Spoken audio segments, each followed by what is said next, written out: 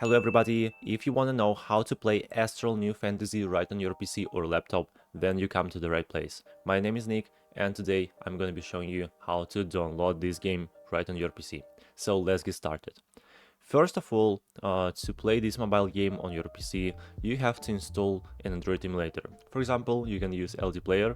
You can easily install it on their official website. Just open up ldplayer.net and then just click on this download button, save it, and then launch their application. Or of course you can install another Android emulator, for example BlueStacks, Nox Player, or Android Developers Emulator.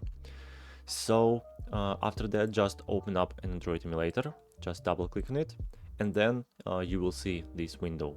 So after that, just open up Play Store, find this icon and click on it. Then log into your account, you have to do it, and then just click on the search box. So here type the name of the game, in our case Astral New Fantasy, and then just click on the download button. But as you can see, I've already downloaded this game, so I can just click on the play button. So let's click on it. Okay, and here's the game. We can click on visitor login or just continue with Google account, for example. Create character.